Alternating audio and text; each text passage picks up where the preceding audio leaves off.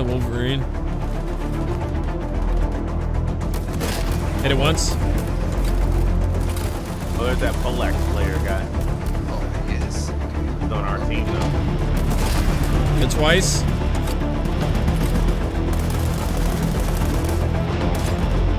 Got it.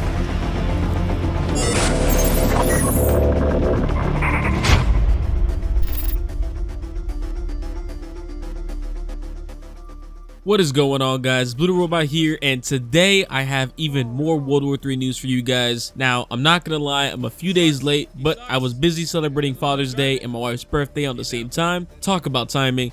But regardless, I also wanted to wait just to make this video in case more information came out. And boy, was I right. Of course, if you want to support the channel, hit that like button and click to subscribe as well. And also, why don't you check out the Patreon, because I'm actually working towards getting some merch done, so that'd actually be pretty cool and I would really appreciate it. So the team over at the Farm 51 have been pretty busy, it seems, putting out patch notes and showcasing some new improvements coming up before the highly anticipated open beta release. Now, I'm gonna break down most of what was put out, but of course, if you want to read it in depth, I will post a link to the website down below in the description, along with plenty of other information such as my social media, where you can get first-hand accounts of what's going on before you even see here on YouTube. So, starting off in the list, all of these changes are currently in the closed beta build ahead of the open beta, which has to mean the open beta is right around the corner, but I'm not going to get my hopes up, as I want these guys to make sure that they are ready for the huge influx of brand new players. And hopefully the servers can handle it, because that's pretty much my biggest worry as of right now, but I'm sure they are feeling the pressure as much as we are anticipating it. But starting off, we have some basic language fixes, as well as stating that the progression speed was increased by 50%, which I did state in a past video, which was one of the main reasons of testing out this latest progression wipe to see how the new player experience feels. We also got a rework towards weapon progression, which means we will also get attachments that actually matter sooner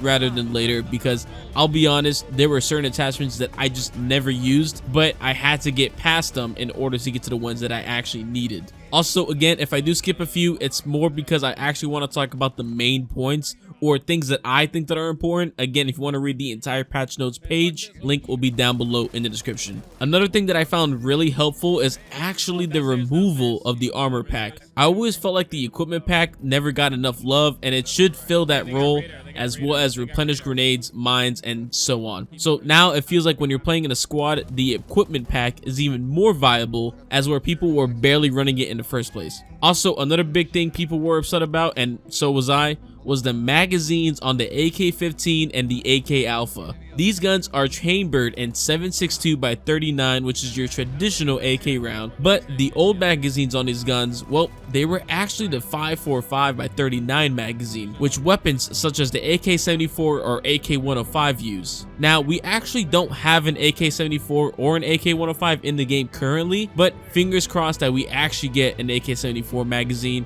because I think that would be really nice to see. So it's nice to see that these details are being fixed, and we also got a lot of caliber fixes, including where shotgun rounds are even less effective at longer ranges, and the RPG rounds produce a bit more splash damage because, I mean, come on, it's a rocket propelled grenade. It should do some serious splash damage, but I'm guessing if you're wearing steel plates, it won't hurt as much. Also, they did increase the weight of the Scar H and the M417, which makes sense because as before, they were lighter in game compared to some of the basic rifles such as the AK-15 or even the M416. And also, as much to the entire audience saying this, they toned down the recoil of the machine guns in game, which includes, of course, the PKP Pecheneg, the SA-80, which I still don't think should be an MG, but that's just my opinion, and the MG5 after the first 6 shots. So it's as if your character actually holds on and grips the weapon to eventually start controlling the recoil. Speaking of recoil as well, the Glock 17's visual recoil will also be fixed to make it less jumpy and hopefully more accurate. Now, we also got some animation fixes, especially the vehicle animation drop, in which before I call it a 16-bit airplane, in which now it looks a lot cleaner and even more immersive,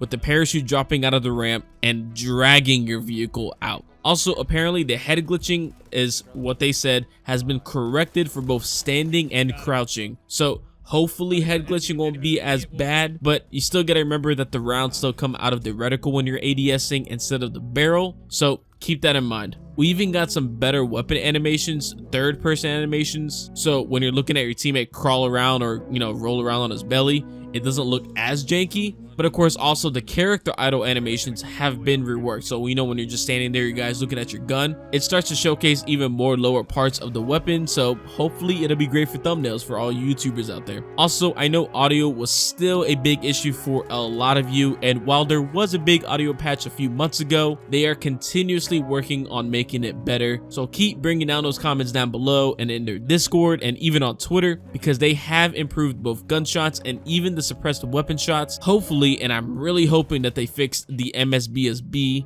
the bullpup version, because I swear when you put a suppressor on a thing, that was the loudest weapon I've ever heard. And of course, a lot of the ambient sounds, including reverberations off of walls, have been improved. Of course, there are plenty of other more bug fixes to certain airstrikes and weapon strikes, and even more UI changes. Again, down below to read the full details. And before I sign off, I wanted to just let you guys know who have made it to this point in the video, I really do appreciate you. To everyone who has stuck around on the channel thus far, I have been covering this game since 2019, but I've actually been playing the game since October when it first came out in 2018, and there's not a single game out there in which I have a connection to both the devs of the game and the community. I have seen it at its lowest and hopefully soon at its highest. This channel wouldn't be where it is today without you guys and your continuous support for the channel. So I just wanted to go ahead and quickly say thank you, and I will see you all in the next one. Peace.